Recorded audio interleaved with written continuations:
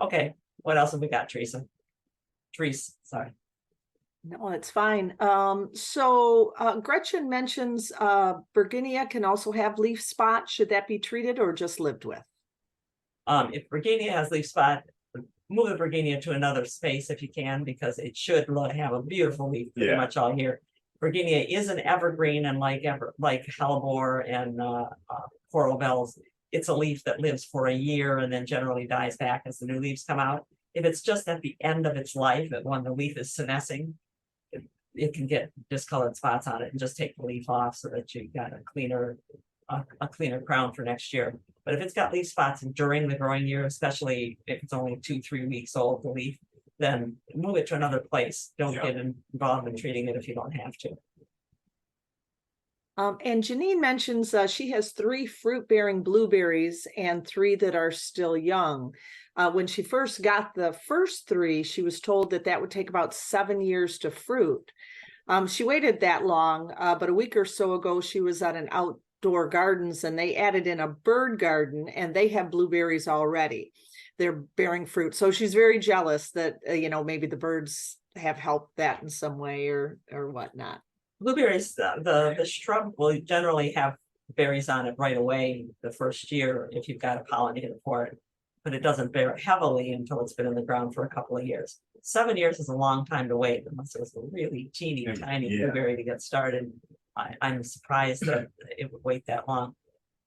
Are the leaves a good color on your blueberry? Are they deep green, smooth, or are they chlorotic? Because fluorosis is something that can be a killer. Let me go back to the trouble list. We'll look at this color, please. Yeah. So discolored foliage, especially if the leaf is pale, but the veins are dark. If you know that normally the normal color should be darker than that, then you probably have fluorosis of some kind, which is often diagnosed as a nutrient deficiency. If it's in your trees, for instance, a tree care company will say, let's give this tree iron treatments. That's right, but it can be a root problem. It can be a problem of not being able to get enough nutrients into the plant, not a problem of the soil doesn't have enough nutrients.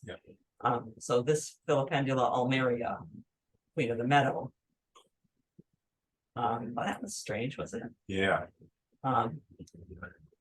Queen of the meadow here is chlorotic, and probably because it's growing in a dry area when it really should be growing in a wet meadow. This is bayberry, which normally has deep green leaves. Deep green. I would not in most cases tell people to be worried about this, but this is a new shrub in our yard, and we may have chosen unwisely because those leaves are paler than they should be. Yeah. So we'll watch and see how it goes. The new growth on almost any plant can be paler to start with. So our hollies are in their second push growth, and the new growth is pale, but as it matures, it greens over here. It greens up as you go back on the plant. Sometimes the new growth is what's chlorotic and the old growth isn't, because the dicentra, the bleeding heart, really in most years would have died back by this time of year. The plant has used up all of the available nitrogen. There's a lot of nitrogen which gets used up in soil each season.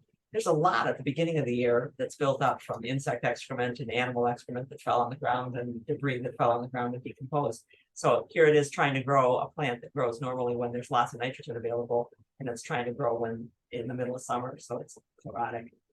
Some plants, though, you need to know what the normal leaf color is. This is an amber glow 9-bark, and the new foliage is going to be amber colored. and some of them that may be amber longer. Yeah, but this is a Rosa Sharon, which is not supposed to have colored leaves on it. And there's one variety that is yellow. yeah, and this particular one's problem, I'm pretty much sure, is that it's got not enough root to support itself. The gardener chopped it out of the place where it was, brought it with a very small root ball over and plunked it over here. And it's trying to grow too many leaves with too few roots, and it'll work its way out over time. This hydrangea has the same problem. Can you see the darker veins and the paler leaf? That's fluorosis, and you can see a lot of that on some hydrangeas. But this is the hydrangea that we've shown you recently that was, 2 days laying in the sun after being pulled out by a work crew with it in. Was it Skid steer. Bobcat? Yeah, just yanked it out of the ground and we put it back in the ground. It'll be fine as it gets a better root system. Some discoloration though, see, this is the opposite pattern. Pale veins, dark in between. This is one of the mosaic viruses. This is a mosaic virus of rose.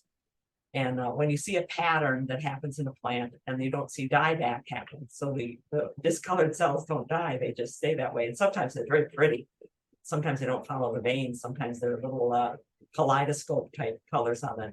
Viruses live inside the plant. They're not curable. They almost always weaken the plant.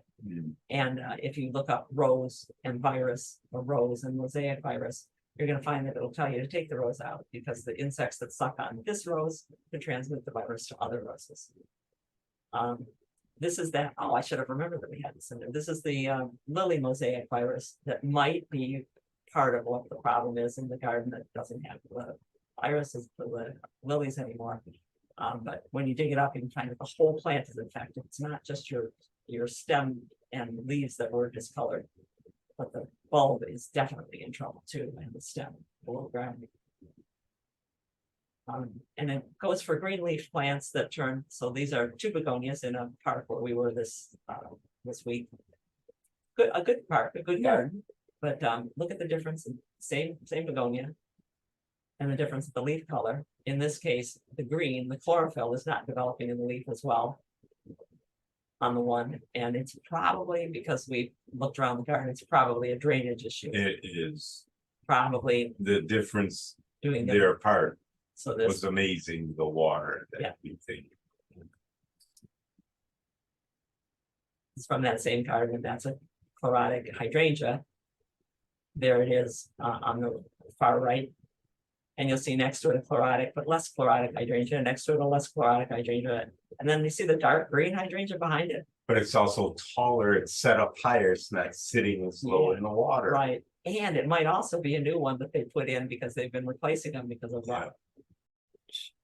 So here's that bed where the hydrangeas are. And it actually is just a window into the entire garden. The lower areas, water is sitting. A storm had just gone through the heavy storm the day Heavy before. storm. So the water's still on the surface. On a normal day, you would not necessarily see that this end of the bed is wet. But it's discoloring the leaves of the peony. Look, they're in stress. They're getting fall color ahead of time. It's causing the plants to not grow well. The salvia is not doing anything. I was very surprised that the ageratum, which is what's in that water, is not Doing- doing worse than that. Yeah, Sometimes chlorosis, the paler leaves on this runnera, you say, well, what's going on there? Why is that runnera? But back in the shade, they're fine. New growth, just lighter color. Sometimes fools you. Sometimes plants are just, they're worn out. This buddleia, butterfly bush, kept getting eaten down by earwigs. It'd come up and it probably got eaten to almost nothing 3 times. Now it's grown back fine and the earwigs seem to have moved on to other things. But it's run out of some nitrogen and it's trying to grow during a lower nitrogen time. So it's a bit pale, but we're not too worried about it. It's a butterfly bush. More worried about this turtle head Turtle. at a client's garden because it's chlorotic, and so chlorotic that the leaves are somewhat distorted. It's growing near the house and near a generator. And the turtle head is not a plant that likes bad air. Yep, So probably the exhaust from the generator, or the flow of the air even. is a problem. It's a burning bush, and that's a light case of chlorosis. So take a look at the leaves of the plants and see what's going on. The outer edges of the leaves pale, like on this electrum. The outer edge is pale. That's often from a sucking insect called a plant hopper, leaf hopper. And they've been sucking on the leaves and it's drawing nitrogen out. It's kind of like Yeah. drawing on a straw. And take us back to the trouble list and the questions.